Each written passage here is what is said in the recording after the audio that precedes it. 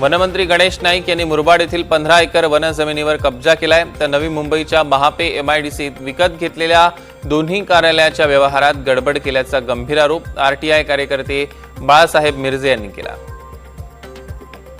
आजच्या विषयामध्ये राज्याचे वनमंत्री आदरणीय गणेश नाईक साहेब यांची मुरबाड येथे गट क्रमांक 426 ब, गट क्रमांक 398 ब, गट क्रमांक 498 ब, गट क्रमांक 428 अ, गट क्रमांक 430 अ, गट क्रमांक 431, गट क्रमांक 433 या सर्व गट क्रमांकांना महाराष्ट्र खाजगी वने अधिनियमातील तरतूद अधीन असे सातबाऱ्यावरती आहे। हे लेटेस्ट सातबारे सगळे आपल्याकडे त्यांचे आहेत आणि ह्या सातबाऱ्याचे भोगवटाधारक आदरणीय गणेश नाईक साहेब स्वतः आहेत।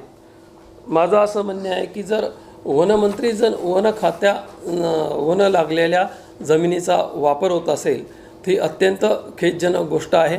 त्यासाठी मी माननीय जिल्हाधिकारी साहेब यांनाही पत्र दिलेलं आहे। आदरणीय वनमंत्री साहेब यांनाही यांना 2 वेळा पत्र दिलेलं आहे। एक 8/12/2025, एक 13/1/2026 असं 2 वेळाच त्यांना पत्र दिलेलं आहे। ठाणे जिल्हाधिकारी यांच्याकडून आपल्या पत्राला उत्तर 13/12/2025ला आलं। त्याच्यानंतर मी त्यांना परत पत्र दिलं की आपण जे पत्र पाठवलेलं आहे त्याच्यावरती तात्काळ पुढे कारवाई करा।